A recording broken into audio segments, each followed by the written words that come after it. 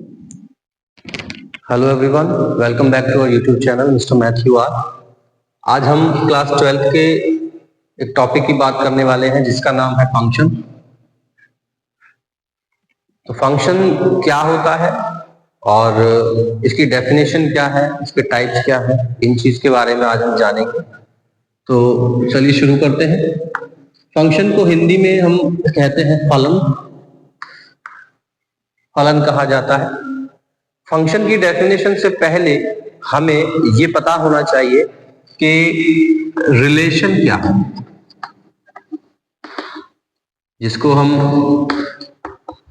हिंदी में संबंध कहते हैं। और संबंध की डेफिनेशन से भी पहले हमें ये पता होना चाहिए कि कार्टेशियन प्रोडक्ट, जिसको हिंदी में कार्तीय गुणन कहा जाता है, ये पता होना चाहिए। ठीक है, तो आइए हम कार्टेशियन प्रोडक्ट से ही शुरुआत करते हैं कि कार्टेशियन प्रोडक्ट क्या है। कार्टेशियन प्रोडक्ट, मान लीजिए हमारे पास कोई भी दो सेट है, let A and B be two sets. हमारे पास कोई भी दो सेट है, सेट ए और सेट बी। ठीक है, और इसमें ए में कुछ एलिमेंट्स हैं, ए कॉमा बी कॉमा सी। अभी हम तीन ही एलिमेंट लेके चल रहे हैं, तीन से ज्यादा एलिमेंट भी हो सकते हैं। एंड बी में कुछ एलिमेंट्स हैं, सपोज 1 2 एंड 3। तो कार्टेशियन प्रोडक्ट जो है, कार्टेशियन प्रोडक्ट वो ऑर्डर पे डिपेंड करता है। यानी कि या तो कार्टेशियन प्रोडक्ट हम ए क्रॉस बी लेके चलेंगे या फिर बी क्रॉस ए लेके चलेंगे, इन दो सेट्स के केस में। ऑर्डर पे डिपेंड मैं इसलिए बता रहा हूं क्योंकि अगर ए क्रॉस बी जो है वो जरूरी नहीं कि बी क्रॉस ए के इक्वल आए। तो ए क्रॉस बी से हमारा क्या मतलब है, हम सबसे पहले एक एलिमेंट लेंगे ए से और बी के सभी एलिमेंट के साथ में उसके ऑर्डर्ड पेयर बनाएंगे, युग्म बनाएंगे। हिंदी में अगर मैं बात करूं तो युग्म बनाएंगे, ए के युग्म किसके साथ, बी के सभी एलिमेंट के साथ। इसी तरीके से फिर ए का एक और एलिमेंट लिया जाएगा बी, और बी के सभी एलिमेंट के साथ इसके पेयर बनाएंगे।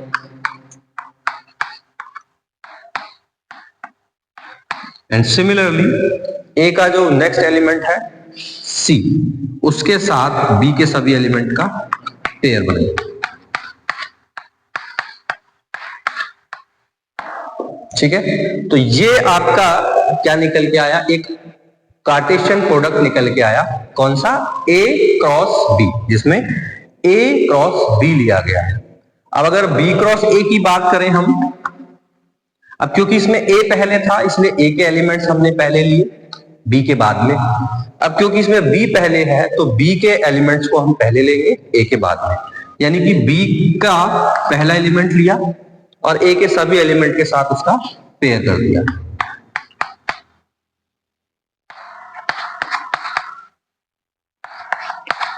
इसी तरीके से बी का दूसरा एलिमेंट और ए के सभी एलिमेंट्स के साथ उसका पेयर।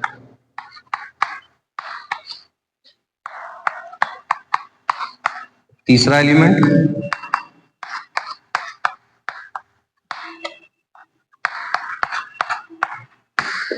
अब आप यहां देख पा रहे होंगे कि ए क्रॉस बी के जो एलिमेंट है वो बी क्रॉस ए के एलिमेंट के इक्वल नहीं आ रहे हैं। तो ऐसा जरूरी नहीं है कि ए क्रॉस बी जो है वो बी क्रॉस ए के इक्वल आए, है ना। तो यहां से हम ये भी कह सकते हैं, note A cross B is not equal to B cross A for all A comma B. मतलब आप अगर कोई भी दो सेट ले लेते हैं तो आप ये नहीं कह सकते कि ए क्रॉस बी जो है वो बी क्रॉस ए के इक्वल है।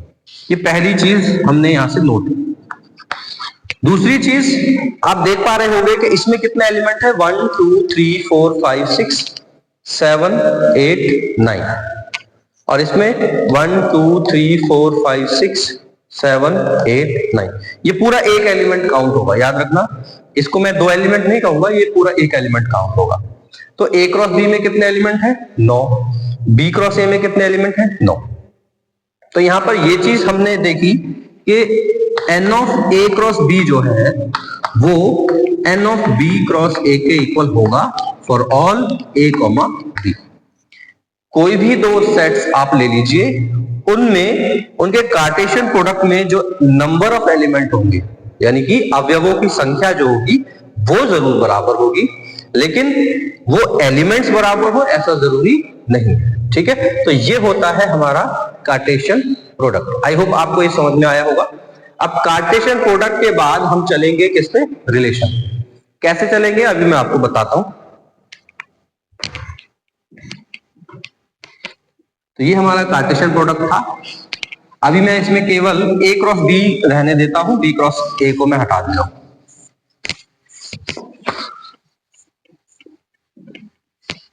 ये मैंने ये हटा दिया।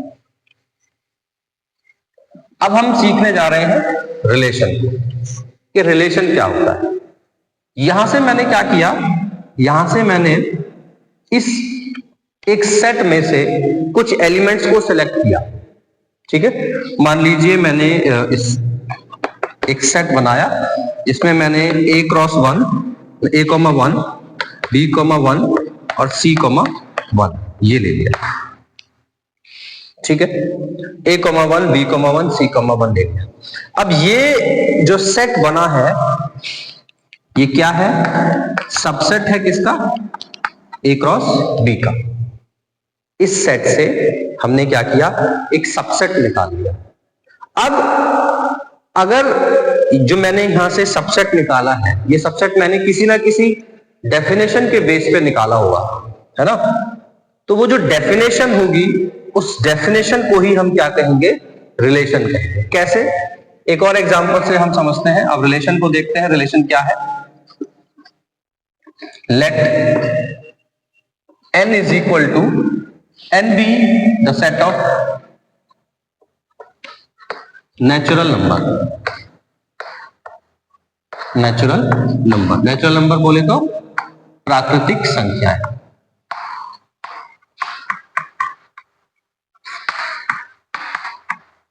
n क्या है, एक ऐसा सेट है जिसमें प्राकृतिक संख्याएं हैं। अब मैंने क्या किया, n क्रॉस n निकाला, यानी कि सबसे पहला काम मैंने क्या किया, सबसे पहला काम मैंने किया कार्टेशियन प्रोडक्ट का, है ना। सबसे पहले मैंने क्या किया, कार्टेशियन प्रोडक्ट निकाला। अब कार्टेशियन प्रोडक्ट जब मैं निकालूंगा इसका तो क्या आएगा, 1 1 1 2 1 3 सो ऑन।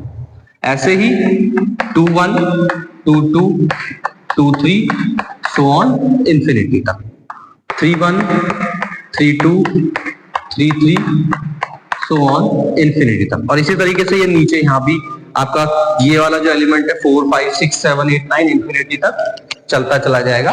तो हमें क्या मिलेगा, हमें एक कार्टेशियन प्रोडक्ट मिलेगा किसका, n क्रॉस n का। अब कार्टेशियन प्रोडक्ट तो हमें पता है। अब इस कार्टेशियन प्रोडक्ट में से मैंने क्या किया, मैंने एक कंडीशन लगाई। क्या कंडीशन लगाई, let r is equal to a comma b। r के अंदर मैं एक ऐसा पेयर ले रहा हूं जिसमें a divides b, a divides b। a जो है b को डिवाइड करता है, या मैं ये कहूं कि a is multiple of b। a जो है वो b का मल्टीपल है। a क्या है, b का मल्टीपल है। तो a अगर b का मल्टीपल है तो इस कंडीशन को ध्यान में रखते हुए मैं यहां से एलिमेंट उठाऊंगा। a is multiple of b को अगर आपको ये समझ में ना आ रहा हो तो यहां से आप ये भी कह सकते हो कि b इज मतलब A is divisible by B। A जो है वो B से डिविजिबल है या B से डिवाइड हो सकता है ना। तो हमें वही A लेने हैं जो कि B से पूरा पूरा डिवाइड हो। अब चलिए उस कंडीशन का यूज करते हैं। 1, ये जो 1 है, इस पहले एलिमेंट को मैं A मान रहा हूं और दूसरे एलिमेंट को B मान। तो मुझे वही एलिमेंट लेने हैं जिसमें जो ये एलिमेंट है वो इससे डिवाइड हो जाए। तो 1 इस 1 से डिवाइड हो सकता है, बिल्कुल हो सकता है। तो इस R के अंदर ये एक एलिमेंट आ गया 1,1। ये 1 2 से डिवाइड हो सकता है क्या? नहीं हो सकता, तो नहीं लिया जाएगा। 1 3 से डिवाइड नहीं हो सकता, नहीं लिया जाएगा। तो यहाँ पे सारे एलिमेंट जो है वो छूट जाएंगे। ऐसे ही 2 1 से डिवाइड हो सकता है, बिल्कुल हो सकता है। 2 2 से डिवाइड हो सकता है, बिल्कुल हो सकता है। 2 3 से डिवाइड हो सकता है, नहीं हो सकता, तो नहीं लेंगे। सिमिलरली 3 1 3 3, क्योंकि 3 जो है वो 2 से डिवाइड नहीं हो सकता। ऐसे ही आगे के जितने एलिमेंट है वो छूट जाएंगे। 4 1 से डिवाइड हो सकता है, 4 2 से डिवाइड हो सकता है, 4 4 से डिवाइड हो सकता है, सो ऑन। इस तरीके से हमने क्या किया, हमने एक सेट बनाया। अच्छा, ये जो सेट है ये इसी का ही सबसेट है। ये जो सेट है ये इसी का ही सबसेट है। तो यहां से मैं एक चीज ये कह सकता हूं कि सबसे पहले मुझे कार्टेशियन प्रोडक्ट बनाना है, उसके बाद मुझे इसी कार्टेशियन प्रोडक्ट में से एक सबसेट बनाना है। R is subset of n cross n। Hindi medium के स्टूडेंट के लिए बता दो, सबसेट मतलब उपसमुच्चय है ना। सबसेट मतलब उपसमुच्चय। तो ये जो आपका सेट है ये इसका सबसेट है, यानी कि उपसमुच्चय।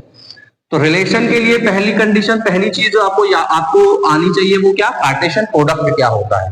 दूसरी चीज, वहां से हमने जो सबसेट बनाया है, जो उपसमुच्चय बनाया है, वो उपसमुच्चय किसी ना किसी डेफिनेशन, किसी ना किसी परिभाषा के तहत ही बनाया जा सकता है, बिना परिभाषा के नहीं बनेगा। तो अगर आप ऐसा कोई सेट बनाने में कामयाब होते हैं तो वो जो डेफिनेशन है, वो डेफिनेशन ही उन दोनों एलिमेंटों के बीच में क्या है, रिलेशन का काम करेगी। ठीक है। तो अगर ये आपको एक सेट मिल जाता है तब हम कहेंगे कि R is a relation. Relation मतलब संबंध,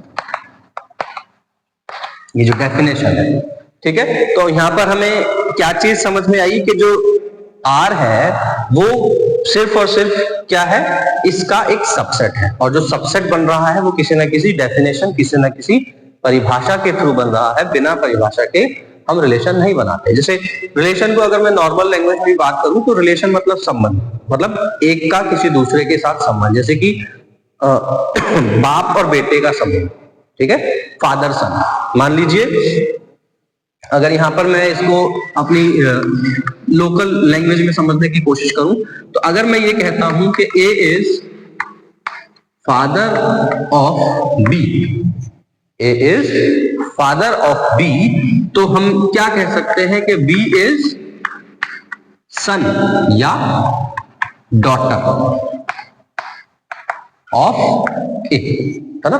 तो A और B किसी एक डेफिनेशन से एक दूसरे के साथ जुड़े हुए हैं, और उस डेफिनेशन को ही हम क्या कहते हैं, रिलेशन कहते हैं ना। ये A और B के बीच में जो संबंध है वो उस संबंध की परिभाषा होनी चाहिए, है ना। वो जो परिभाषा है उसमें किसी तरह का इफ एंड बट कोई कंफ्यूजन नहीं होनी चाहिए।